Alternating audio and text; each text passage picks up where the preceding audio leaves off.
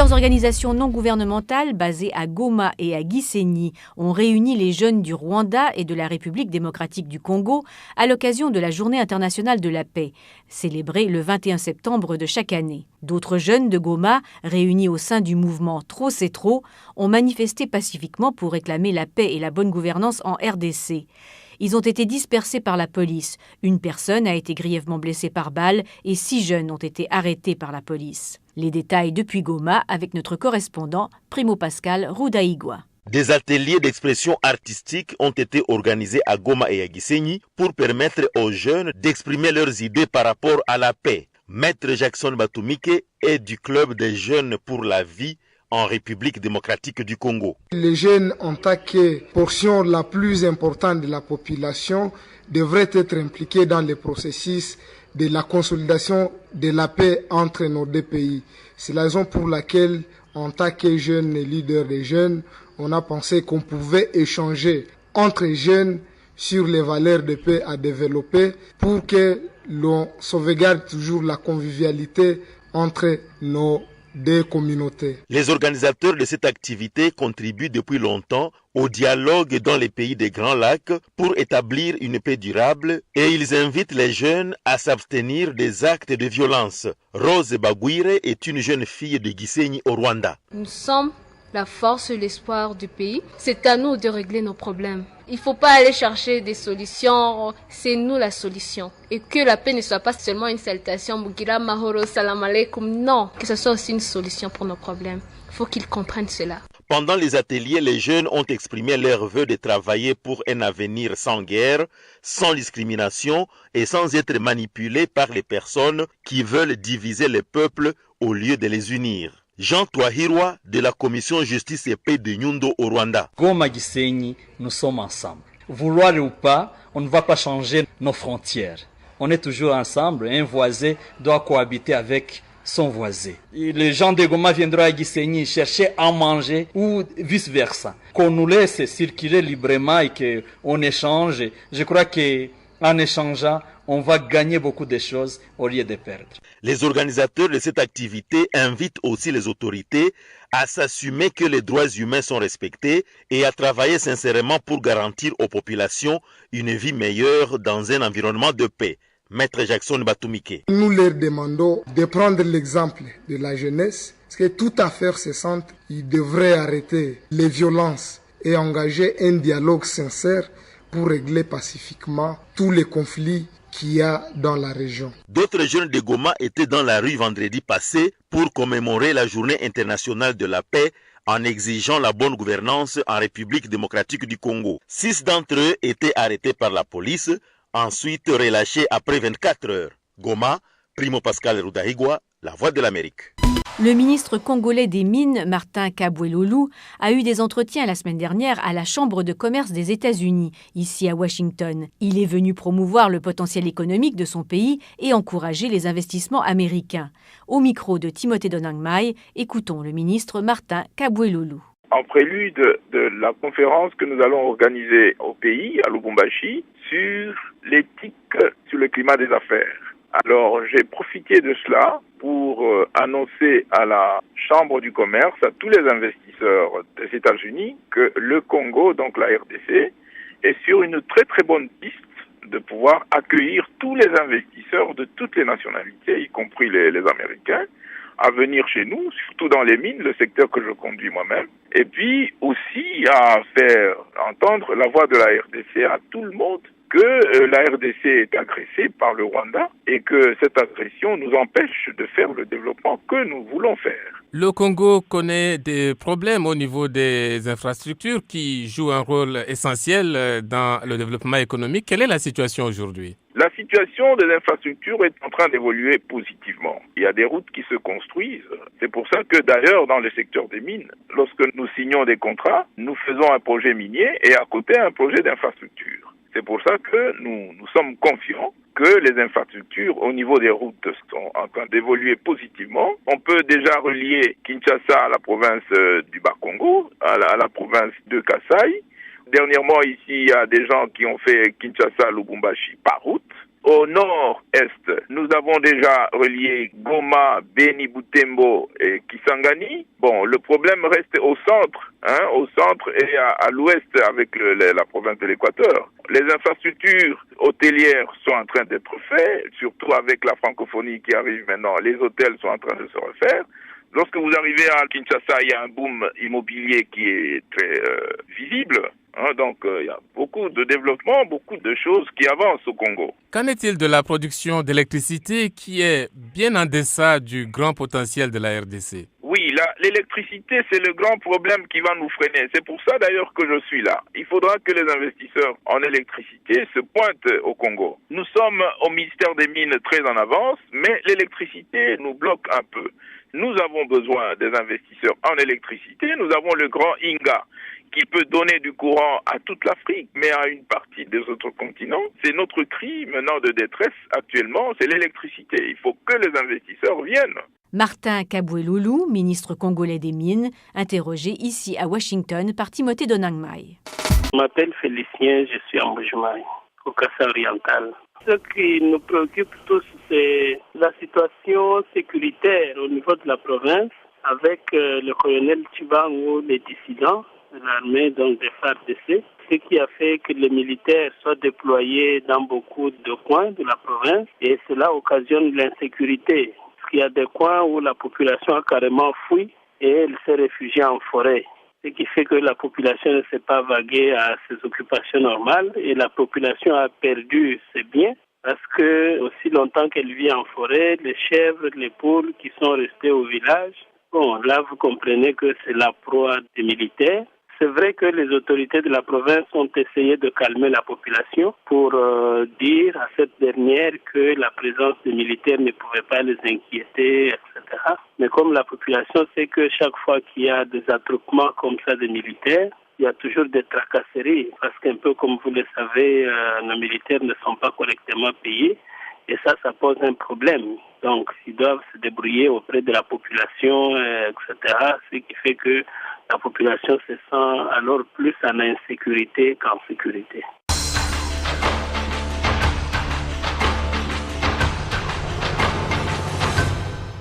Je suis en Bandaka, dans la province de l'Équateur. Mon nom c'est Emina Bakende. Dans notre province de l'Équateur, l'actualité, on est en train d'attendre la francophonie. Tout le monde est mobilisé parce qu'on va trouver des solutions par rapport à tout ce qui se passe dans notre pays, c'est-à-dire dans l'est du pays. Je suis en Bandaka dans la province de l'Équateur. Mon nom c'est Emina Bakende. Vous écoutez Zapping Info Congolaise. En République démocratique du Congo, c'est parti pour la réforme de la Commission électorale nationale indépendante, la CENI, qui a été très critiquée lors des présidentielles et législatives de novembre 2011. Le projet de loi proposé par le gouvernement a été inscrit ce lundi à l'ordre du jour de l'Assemblée nationale. On s'attend même à ce qu'il soit adopté dès cette semaine. Les 2 points saillants à noter, la commission passerait de 7 à 11 membres, choisis proportionnellement à la composition de l'Assemblée, et 2 sièges reviendraient à la société civile. C'est une réponse aux faiblesses et dysfonctionnements de la CENI, selon le compte-rendu du Conseil des ministres réuni vendredi. Mais le gouvernement congolais a-t-il cédé à la pression du nouveau chef de l'État français avant le sommet de la francophonie du 12 au 14 octobre à Kinshasa? L'une des questions que j'ai posées au député José Makila. Effectivement, la réforme elle est la bienvenue parce que toutes les couches congolaises n'aspiraient qu'à cela. La société civile, les politiques n'aspiraient qu'au changement. Et puis la loi électorale telle qu'elle a été définie à l'époque demande impérativement une modification. Et ce n'est pas seulement la volonté du gouvernement, c'est la volonté du peuple congolais tout entier, ainsi que les observateurs qui ont été là au moment voulu pendant les élections. Et le gouvernement a réagi positivement en envoyant un projet de loi. Au moment où je vous parle, le projet de loi vient d'atterrir sur la table du président de l'Assemblée nationale. Donc, c'est une très bonne chose. Qu'est-ce qui va donc changer d'après vous? Vous savez, j'étais toujours contre une loi qui est confectionnée sur mesure. La loi de la République doit être une loi qui est faite pour que tout le monde se retrouve, pour que tous les Congolais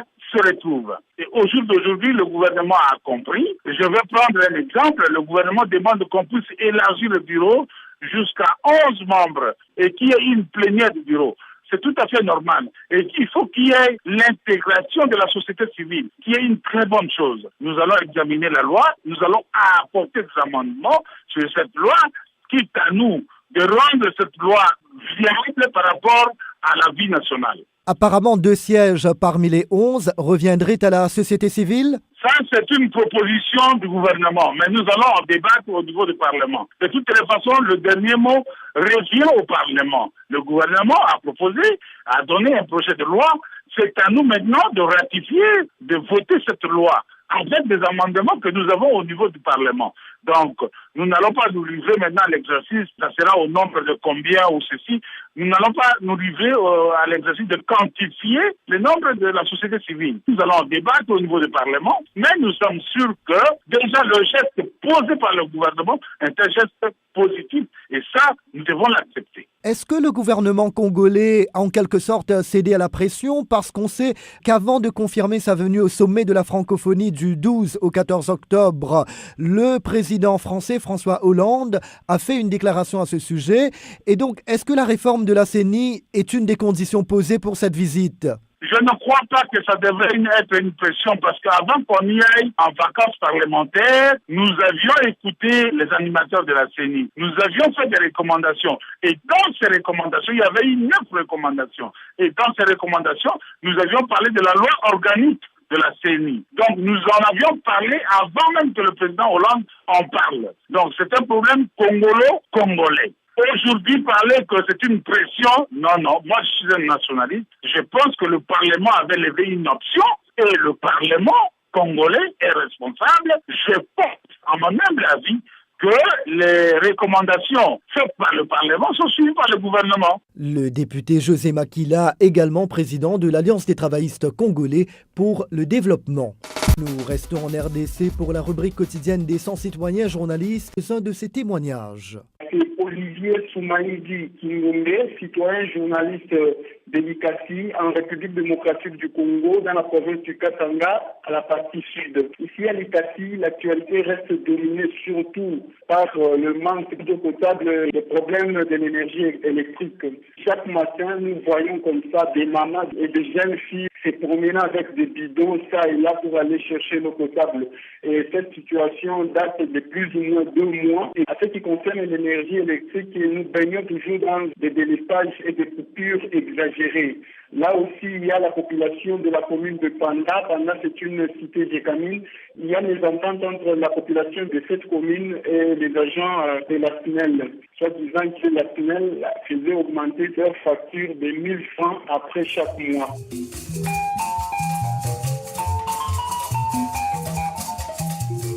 C'est Marie-Jeanne, je suis la journaliste citoyen, j'habite la ville de Matadi, province du Bas-Congo. Il n'y a pas si longtemps que la population avait cotisé pour la caution du dépôt des candidatures de notre gouverneur intérimaire aux élections de la province.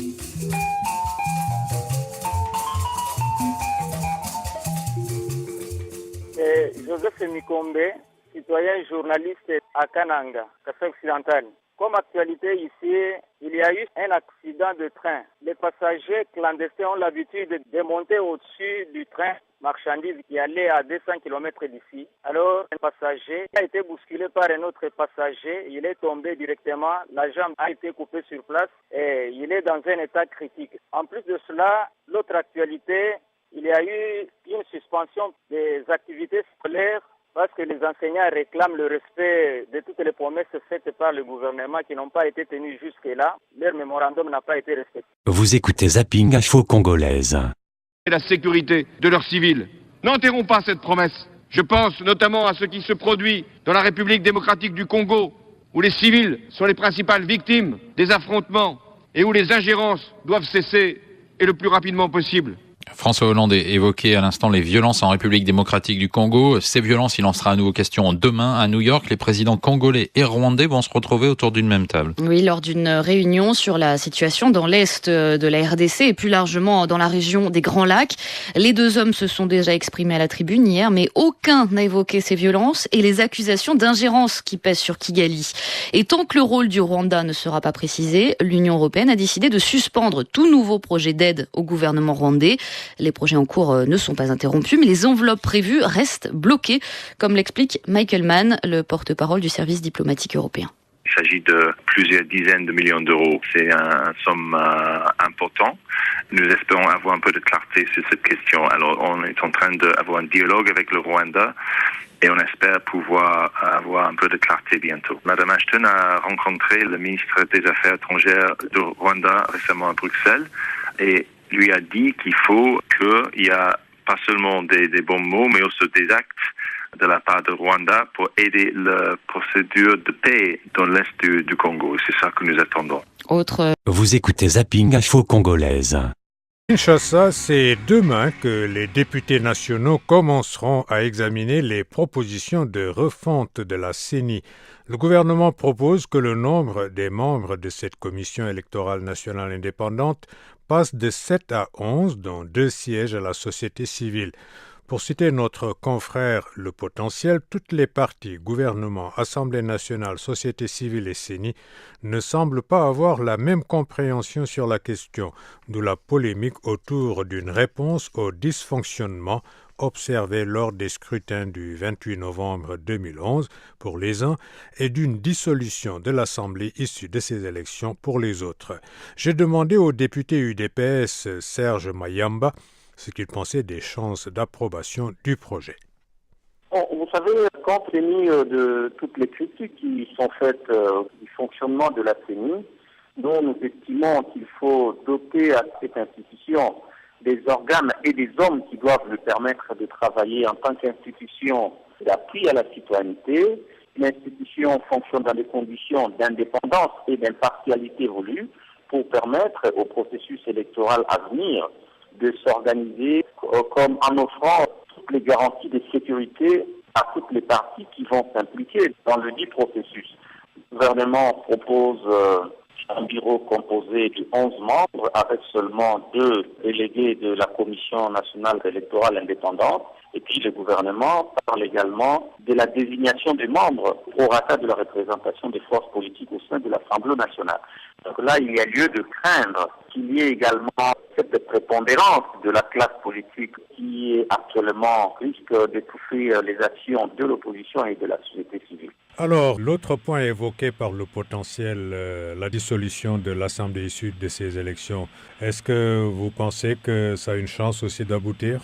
Bon, il faut dire que c'est une décision qui n'est pas facile à prendre, mais je crois que si nous devons référer aux valeurs démocratiques au regard des irrégularités et choses de constater à l'issue des élections à venir, si pareille décision peut être prise par l'Assemblée nationale en tant que conséquence de ce processus rempli de vices, au nom des valeurs démocratiques, nous dirons que ce sera une bonne chose. L'élection qui a concouru à la mise en place de cette Assemblée, l'élection des députés, a été organisée le même jour que celle du président de la République. Donc, s'il faut dissoudre l'Assemblée, donc là, il y aura lieu de rencontrer l'opinion de l'opposition acquise au changement, dont je fais partie, a estimé que trop de corrompants même l'élection du président de la République actuelle devra être mise en question.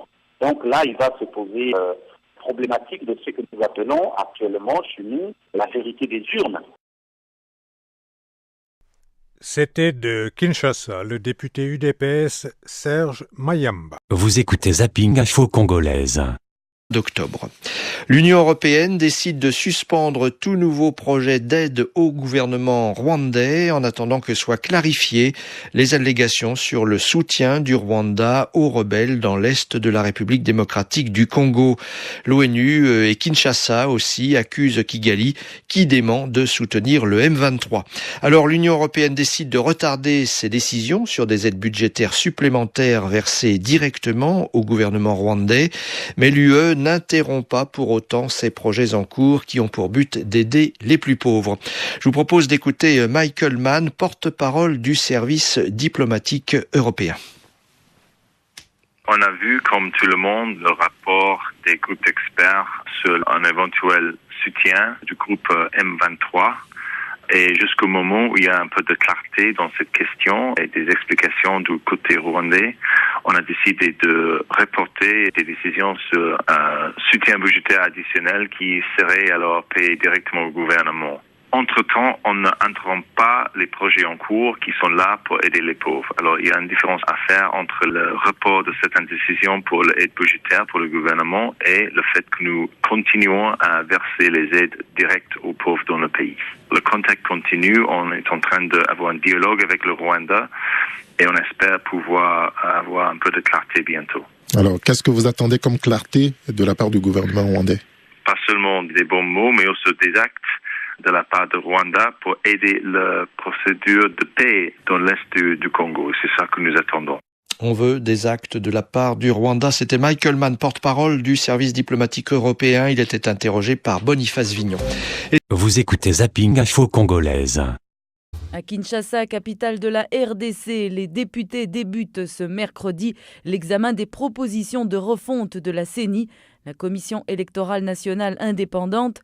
Le gouvernement congolais propose que le nombre des membres de cette commission passe de 7 à 11, avec 2 sièges réservés à la société civile. D'autre part, la présence de l'opposition sera renforcée au prorata de la configuration politique de l'Assemblée nationale.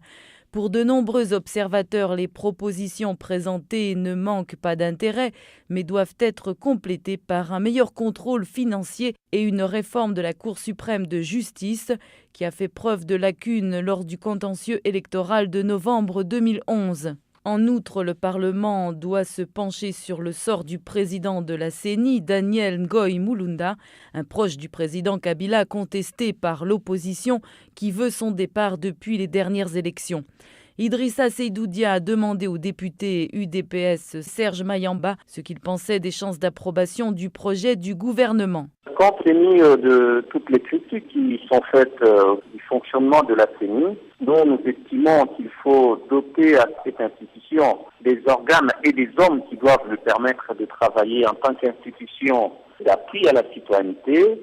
L'institution fonctionne dans des conditions d'indépendance et d'impartialité voulues pour permettre au processus électoral à venir de s'organiser en offrant toutes les garanties de sécurité à toutes les parties qui vont s'impliquer dans le dit processus. Donc, à ce jour, il n'y a pas à se satisfaire au regard surtout du projet de loi proposé par le gouvernement, parce que le gouvernement propose un bureau composé de 11 membres avec seulement 2 délégués de la Commission nationale électorale indépendante. Et puis le gouvernement parle également de la désignation des membres au rata de la représentation des forces politiques au sein de l'Assemblée nationale.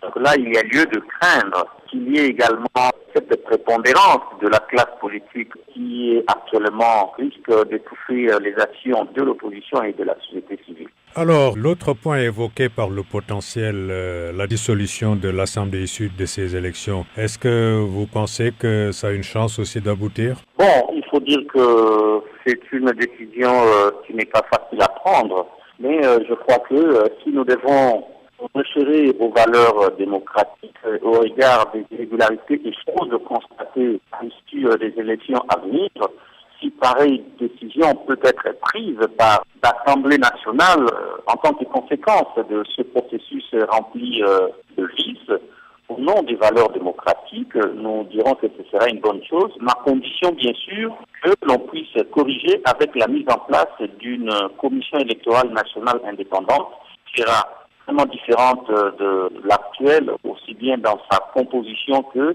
ces différents modes de fonctionnement. Donc la dissolution de l'Assemblée est une question qui a toujours été soulevée. Mais là, il va se poser un autre problème, c'est que l'élection qui a concouru à la mise en place de cette Assemblée, l'élection des députés, a été organisée le même jour que celle du président de la République. Donc, s'il faut dissoudre l'Assemblée, donc là, il y aura lieu de rencontrer l'opinion de l'opposition acquise au changement, dont je fais partie, a estimé que trop de corrompants, même l'élection du président de la République actuelle devra être remise en question. Donc là, il va se poser problématique de ce que nous appelons actuellement chez nous la vérité des urnes. Le député congolais Serge Mayamba était... Comme chaque jour, voici à présent les témoignages des 100 citoyens Internet. Oui, c'est Foura Matinée, le citoyen journaliste depuis Butembo. En ville de Butembo, la sécurité est en train de s'améliorer petit à petit. Sauf les cas isolés des policiers qui ont tenté de troubler la quiétude d'une dame qui est Cyril Makati. Heureusement, le colonel a pris les dispositions. Et il a dit qu'il a chaque fois toujours ceux qui essaient de troubler la quiétude de la population. À ça, le maire de ville de Butembo était à la hier, il avait organisé la parade comme toujours et il avait soulevé là le problème de la route en ville de Butembo. Et il a signalé qu'il est en train de voir comment améliorer le tronçon de la route numéro 4 à la ville de Butembo.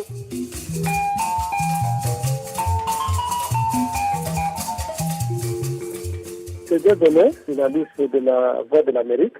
Je voudrais juste vous informer que depuis la semaine passée, que les institutions supérieures et les universités de la ville de Mbuji-Mayi ont organisé la deuxième session pour ceux qui terminent la licence. D'une façon générale, la ville de Mbuji-Mayi est calme et les gens sont en train de vaquer à leur travail. La rentrée scolaire a commencé d'abord timidement. Tous les parents se précipitaient pour acheter les fournitures scolaires. Et après une semaine, la deuxième semaine, presque toutes les écoles ont repris les cours. Vous écoutez Zapping Info Congolaise. L'Union européenne suspend une partie de son aide financière au Rwanda tant que son rôle dans l'est de la RDC ne sera pas clarifié, à savoir les allégations sur son soutien aux rebelles du M23, a dit la chef de la diplomatie européenne Catherine Ashton. L'ONU et la RDC accusent Kigali, qui dément, de soutenir ce groupe rebelle composé principalement de soldats ex-membres du CNDP, une ancienne rébellion qui était déjà accusée d'être soutenue par le Rwanda. Les projets suspendus correspondent à plusieurs dizaines de millions d'euros. Plus de précisions avec Catherine Ray, commissaire au développement au service européen pour l'action extérieure.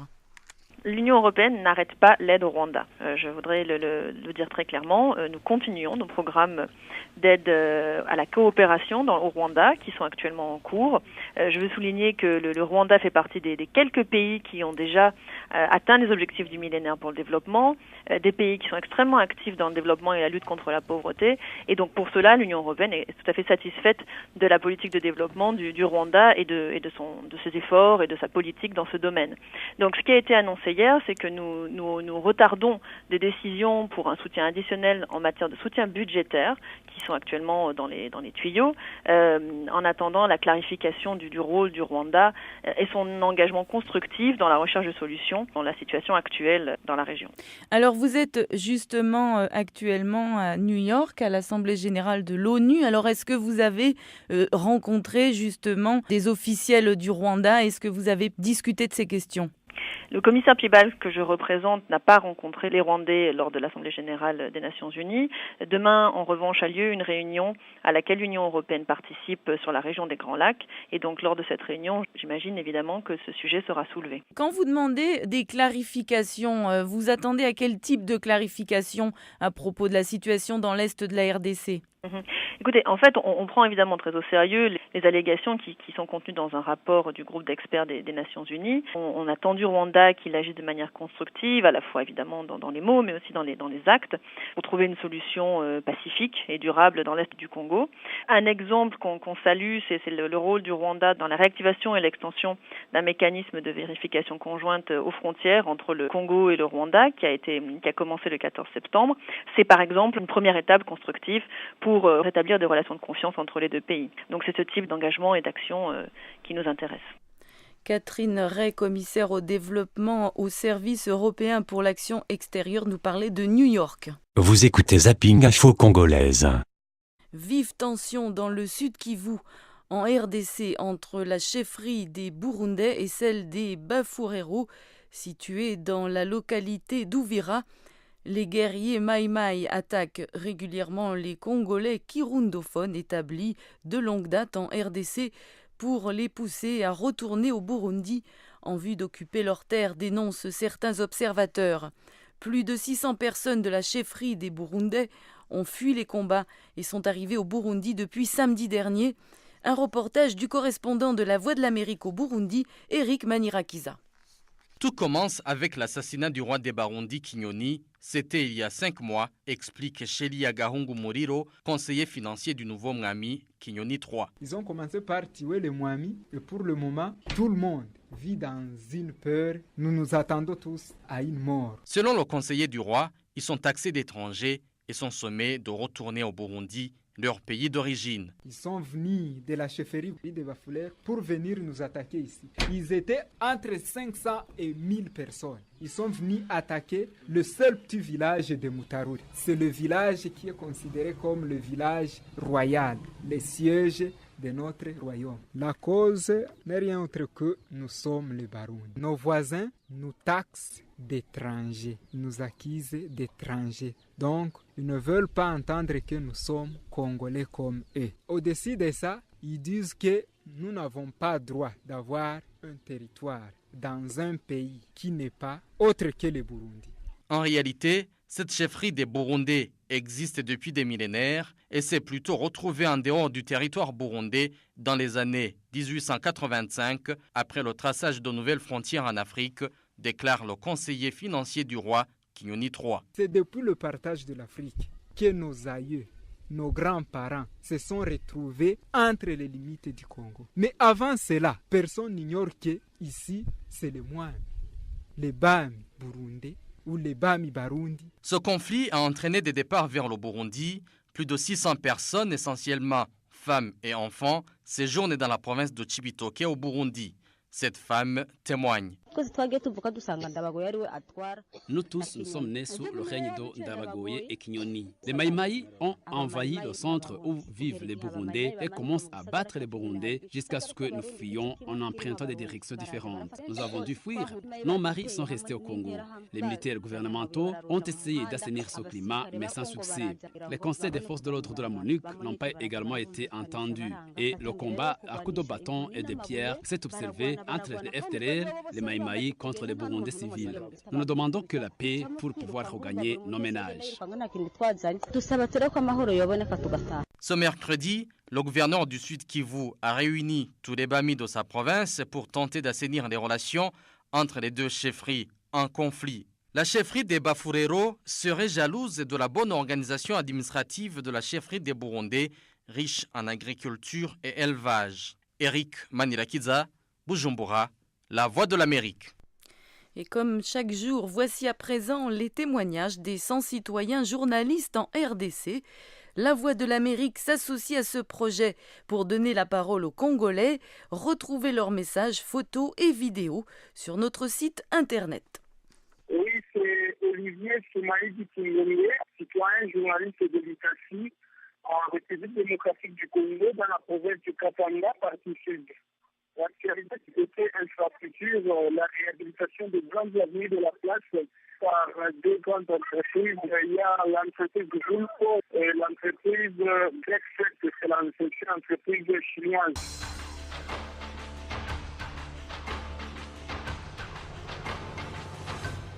Je m'appelle Daniel, je suis journaliste et puis ça s'appelle La Voix de l'Amérique. Donc, ce qui fait aussi l'actualité, maintenant, c'est les pratiques du sommet de la francophonie. Depuis longtemps, la RDC se lance dans des sommets internationaux et ça ne produit rien pour le changement du social congolais. Donc, c'est ce qui fait un peu la méfiance de la population par rapport à ça. Les gens se sentent toujours dans l'insécurité, surtout avec le phénomène Kourouna, la situation à l'intérieur. Donc, il y a des fois dans des rives, vous ne pouvez pas vous promener vers la nuit. Vous écoutez Zapping Info Congolaise. C'est aujourd'hui que s'ouvre à New York, en marge de l'Assemblée générale de l'ONU, le mini-sommet convoqué par le secrétaire général Ban Ki-moon sur la situation sécuritaire dans l'est de la République démocratique du Congo et dans la région des Grands Lacs, une rencontre qui a été élargie aux pays de la SADC. En annonçant la tenue de ce sommet, le secrétaire général adjoint des Nations Unies chargé des opérations de maintien de la paix, Hervé Latsou, avait expliqué « Il s'est passé beaucoup de choses en République démocratique du Congo ces derniers mois. Il faut donc faire le point. » Après son discours à l'Assemblée générale, le président Joseph Kabila a discuté de ses attentes dans une interview exclusive à nos confrères de la Radio des Nations Unies, Jean-Pierre Amissi Ramazani et Maha Fayek. L'objectif, atteindre, n'est-ce pas, une paix et une paix durable. Parce qu'on est nous tous à la recherche de la paix, mais l'objectif final, ce n'est pas seulement la paix. La paix pour quoi faire? Pour le développement de nos pays, principalement la République démocratique du Congo, mais par ricochet, le pays de la région aussi. Avec Hillary Clinton, vous avez rencontré le président Kagame.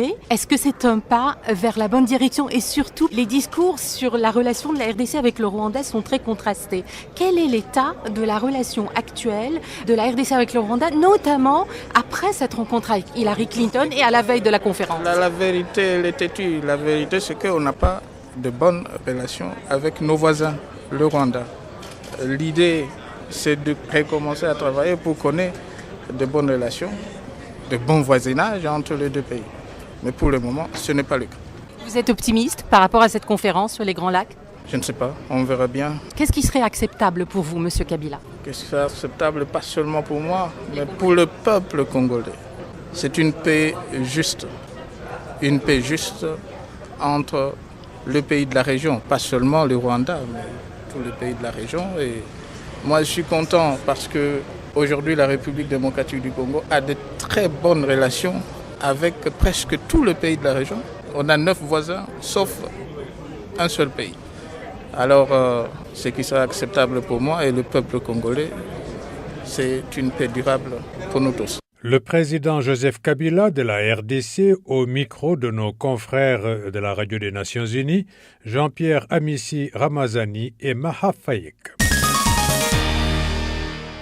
L'Union européenne suspend une partie de son aide financière au Rwanda tant que son rôle dans l'est de la RDC ne sera pas clarifié, à savoir les allégations sur son soutien aux rebelles du M23. L'ONU et la RDC accusent Kigali, qui dément, de soutenir ce groupe rebelle composé principalement de soldats ex-membres du CNDP, une ancienne rébellion qui était déjà accusée d'être soutenue par le Rwanda. Les projets suspendus correspondent à plusieurs dizaines de millions d'euros. À noter, face à toutes ces sanctions ou condamnations, ces commentaires de notre confrère Le Potentiel de Kinshasa. Il écrit « Dans l'opinion congolaise, toutes ces condamnations sont saluées, mais l'on veut davantage dépasser l'étape du déjà entendu, car très souvent, à ces suspensions tapageuses succèdent en sourdine des reprises ou poursuites d'aide qui confortent le régime de Kigali dans ses visées hégémonistes sur la RDC. Cas du Royaume-Uni qui est revenu sur l'annonce des sanctions contre le Rwanda pour des raisons qui n'ont pas convaincu l'opinion congolaise. Les Congolais attendent de tous les partenaires, surtout de la 67e Assemblée générale des Nations unies, des sanctions claires et fermes à l'endroit du régime de Kigali. Les deux exigences du moment sont le respect de la souveraineté de la RDC et la disparition du M23, conclut Le Potentiel de Kinshasa. Voici à présent les témoignages des 100 citoyens journalistes en RDC. La Voix de l'Amérique s'associe à ce projet pour donner la parole aux Congolais. Retrouvez leurs messages, photos et vidéos sur notre site internet. C'est Olivier Soumaïdi Kingomé, citoyen journaliste de l'ICACI en République démocratique du Congo dans la province du Katanga, partie sud. L'actualité était infrastructure, la réhabilitation des grandes avenues de la place par deux grandes entreprises. Il y a l'entreprise Gulco et l'entreprise Brexit, c'est l'entreprise chinoise.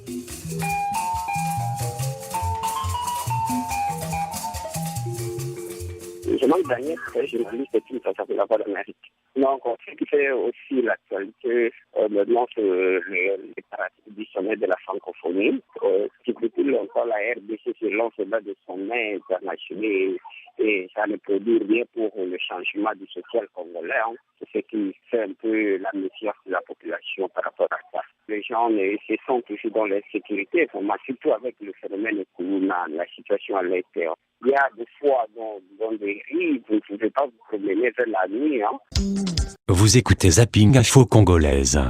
En République démocratique du Congo, l'Assemblée nationale est réunie depuis hier pour débattre de la réforme de la commission électorale. Des débats qui vont se poursuivre aujourd'hui dans un hôtel de Kinshasa, puisque le Palais du Peuple est en plein travaux pour accueillir le sommet de la francophonie dans 15 jours. La fameuse CENI est très critiquée depuis les élections de l'année dernière. Le gouvernement a consenti à la réformer. Les précisions avec notre correspondant à Kinshasa, Bruno Minas. La principale nouveauté dans le projet du gouvernement, c'est l'entrée de la société civile dans la CENI, comme l'a expliqué au député le ministre de l'Intérieur Richard Mouyège. L'article 10 a été modifié dans le sens de l'augmentation du nombre de membres de la CENI de 7 à 11, dont 2 représentants de la société civile. La société civile s'était déjà insurgée contre sa sous-représentation. Plusieurs parlementaires réclament plus de place, et pas seulement dans l'opposition. Par exemple, le député de la majorité, Henri Thomas Lokondo. 2 membres.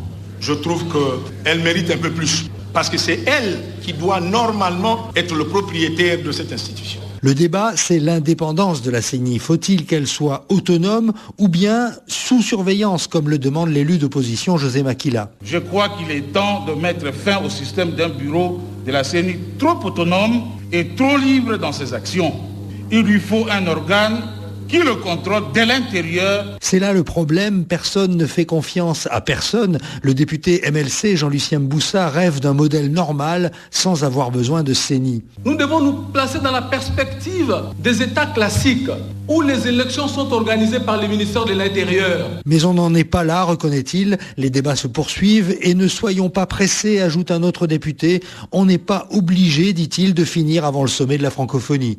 Bruno Minas, Kinshasa, RFI. On reste en République démocratique du Congo où au Sud Kivu, la communauté rwandophone réclame les corps de 4 de ses membres. Ces 4 militaires Banyamulenge ont été récemment tués dans des circonstances floues.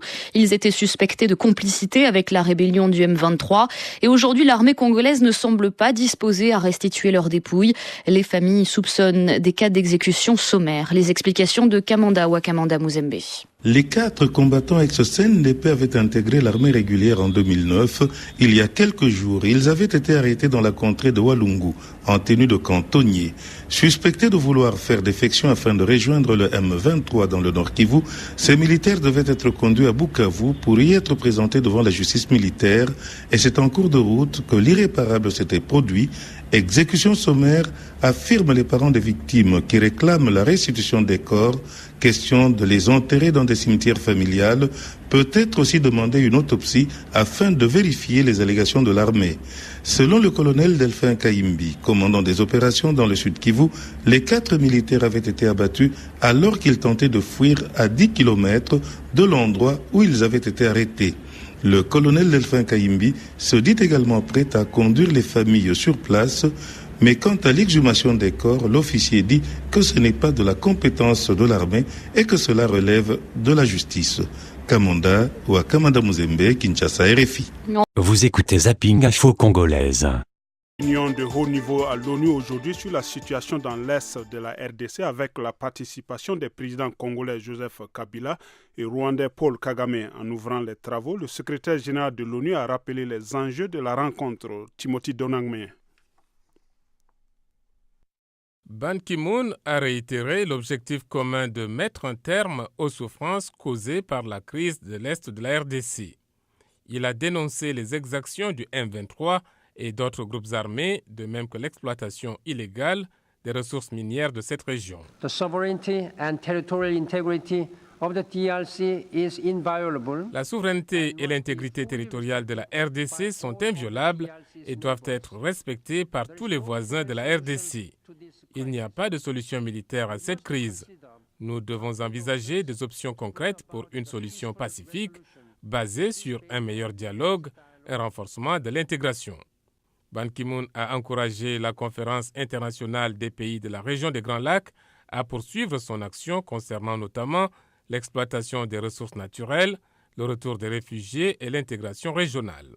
Le mécanisme conjoint de vérification de la frontière RDC-Rwanda, lancé il y a 2 semaines à Goma, a le potentiel de rebâtir une confiance très nécessaire, a-t-il dit. The proposal for an international neutral force should also be further refined. La proposition d'une force internationale neutre doit être un peu plus affinée en coordination avec les principales parties prenantes. Des réformes clés additionnelles sont aussi nécessaires pour renforcer la présence et la capacité de l'État congolais, y compris de l'armée. Les Nations Unies sont disposées à appuyer tous ces efforts, a assuré le secrétaire général Ban Ki-moon. Voilà, nous reviendrons sur cette importante réunion dans nos prochaines éditions. Comme chaque jour, voici à présent les témoignages des 100 citoyens journalistes en RDC. La Voix de l'Amérique s'associe à ce projet pour donner la parole aux Congolais. Retrouvez leurs messages, photos et vidéos sur notre site internet. Madame Mombo, journaliste et citoyen de la société civile à la ville de Matadi, en RDC. Nous attendons tous le sommet de la francophonie et nous sommes déjà en train de suivre les émissions, les préparatifs par la voie des ondes. Et nous aussi, nous allons présenter notre culture à Kinshasa. Nous serons là pour parler de la carte postale de notre province.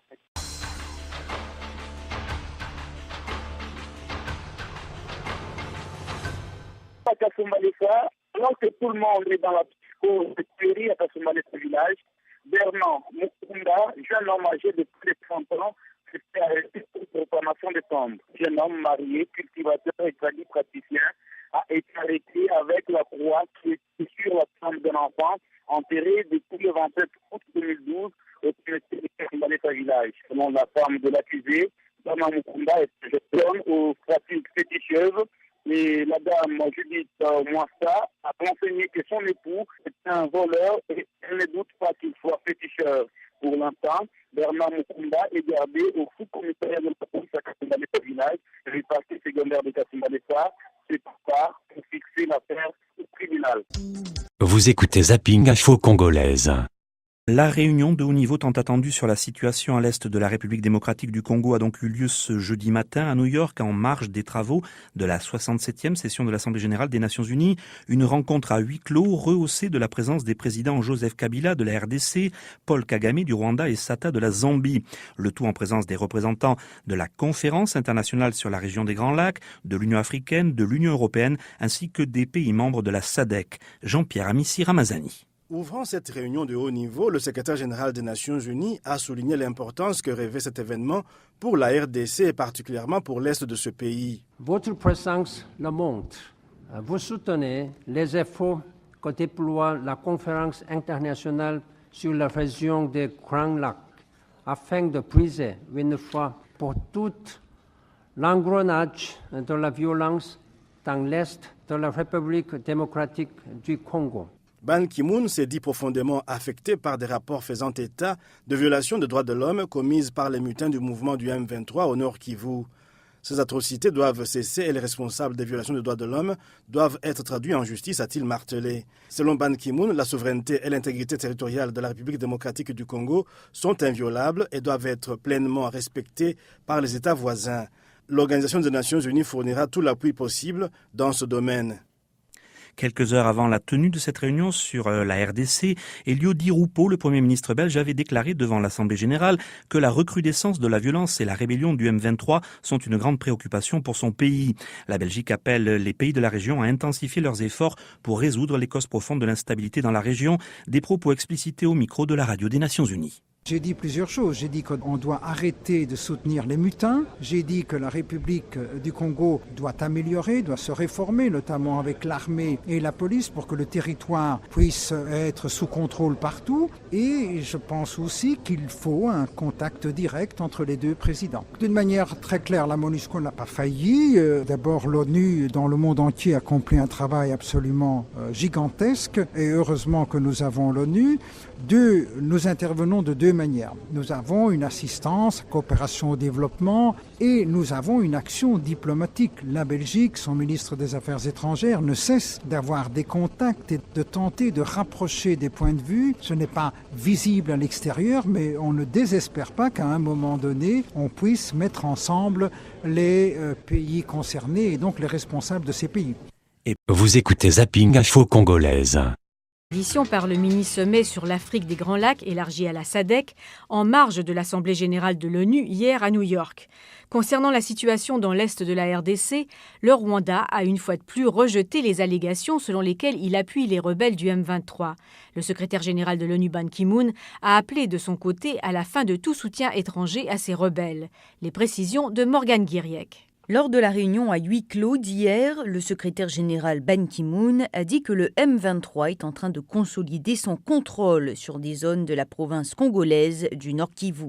Its members are raping, murdering and pillaging. Ses membres violent, tuent et pillent les populations locales dans le cadre d'une campagne de terreur, a expliqué Ban Ki-moon.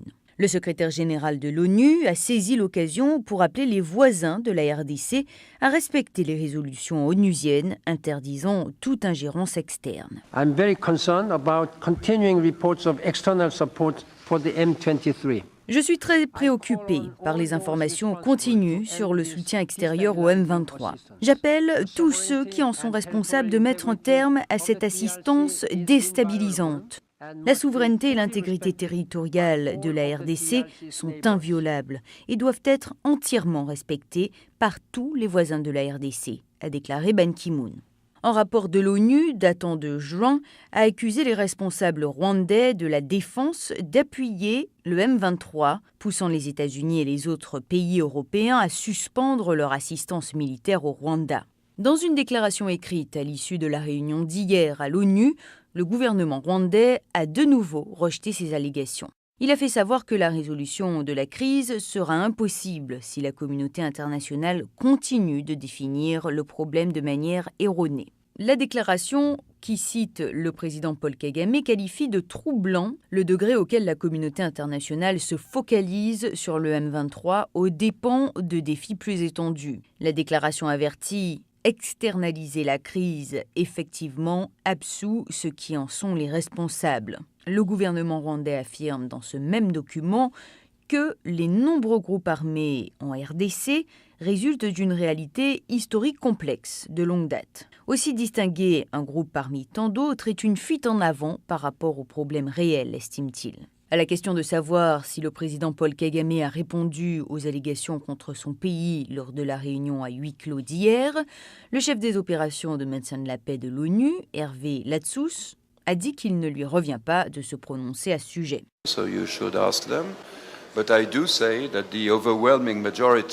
Vous devriez donc leur poser la question, mais je pense que l'écrasante majorité des participants a exprimé son opposition à toute forme de soutien extérieur, tant au M23 qu'aux autres groupes armés, a-t-il déclaré.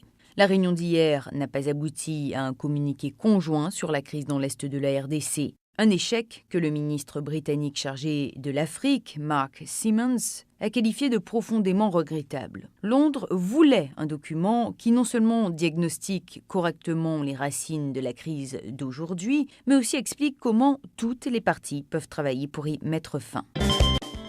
L'Organisation mondiale de la santé a publié un nouveau bilan de l'épidémie de fièvre hémorragique Ebola en République démocratique du Congo. Cette épidémie n'est pas jugulée et les populations sont appelées à faire preuve de vigilance. Selon l'OMS, au 24 septembre, 51 cas de fièvre hémorragique Ebola ont été recensés en RDC, dont 19 cas confirmés par examen de laboratoire et 32 cas probables.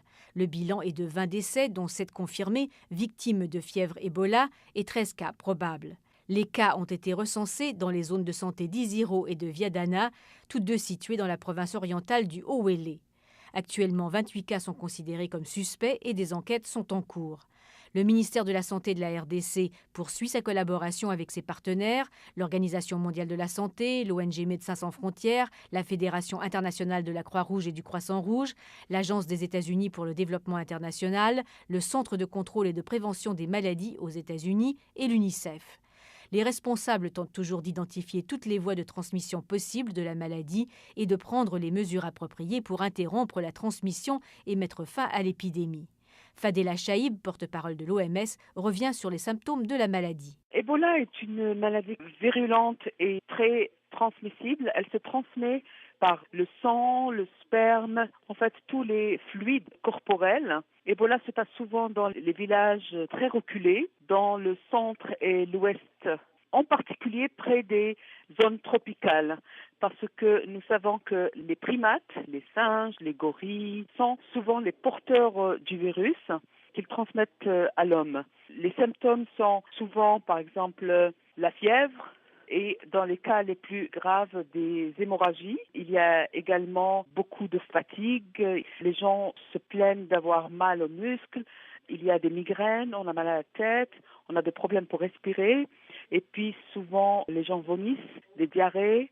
Et puis malheureusement, dans les cas les plus graves, les reins et le foie sont touchés. Et puis, dans des cas extrêmes, il y a des hémorragies qui surviennent également.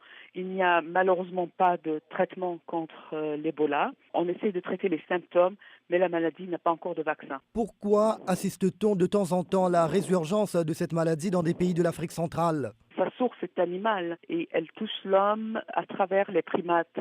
Souvent, les victimes sont des chasseurs qui sont en contact soit avec des gorilles qui sont porteurs du virus ou avec des animaux morts. Donc ils les ramassent, ils les touchent et eux-mêmes après sont infectés.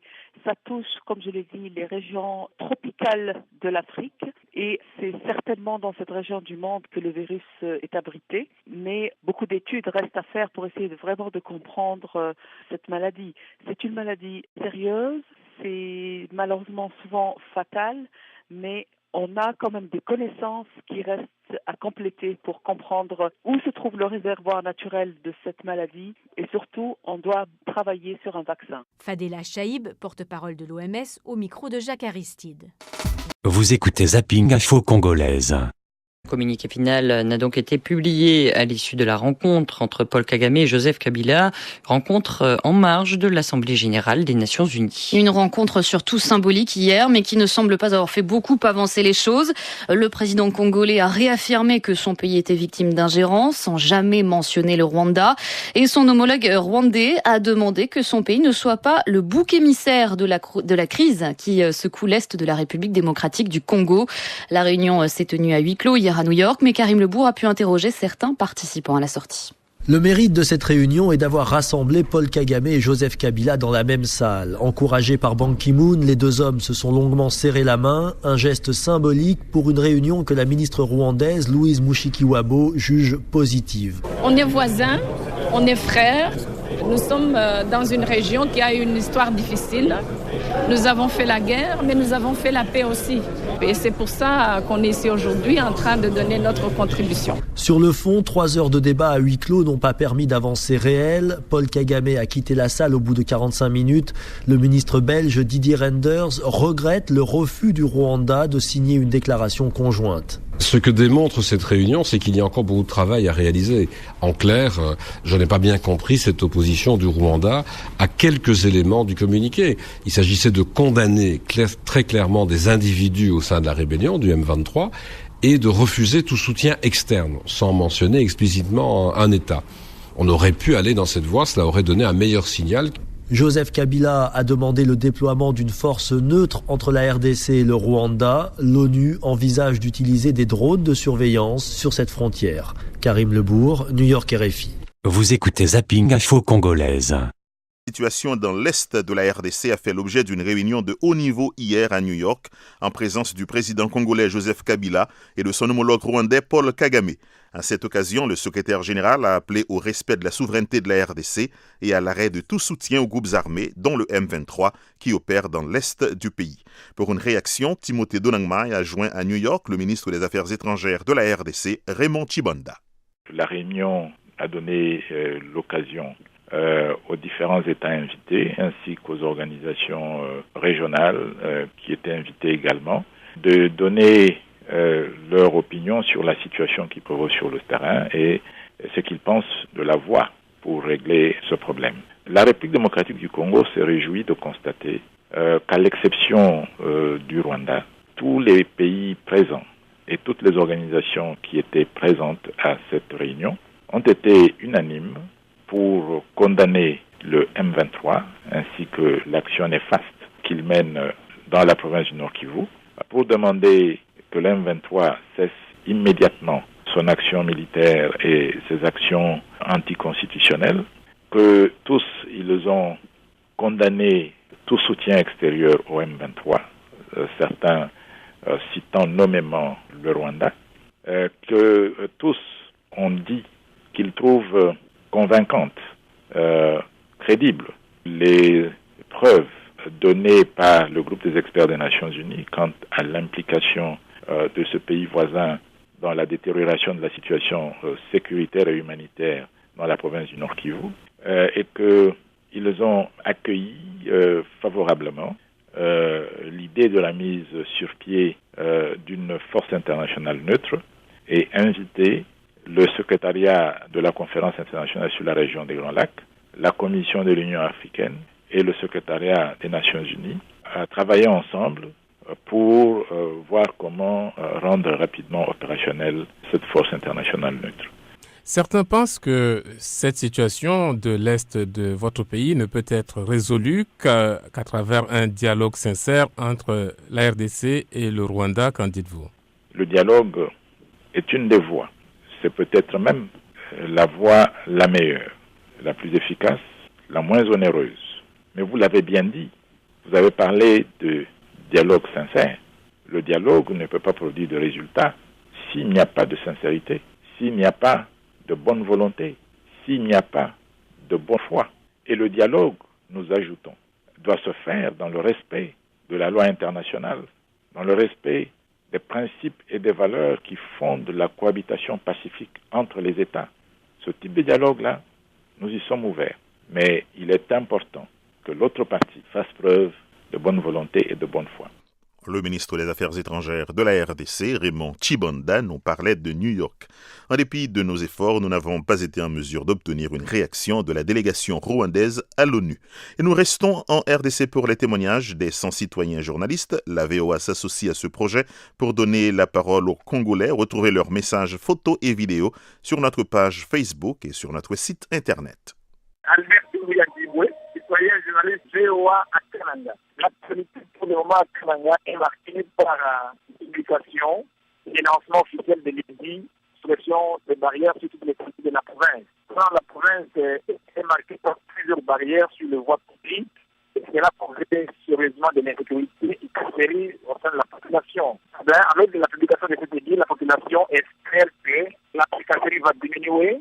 Les abus essayés ça et là vont diminuer et ils vont rentrer librement à leur éducation.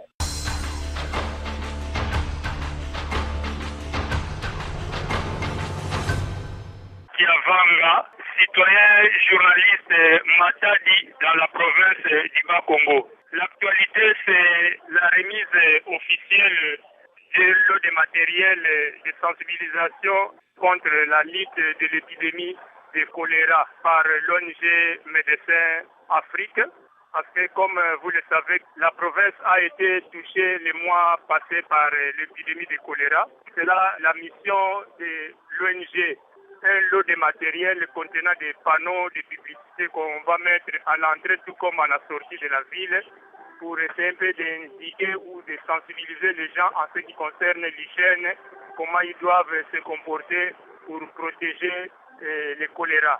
Il y a aussi le responsable provincial de l'enseignement primaire et secondaire qui s'est impliqué dans la guerre promoteur des écoles privées.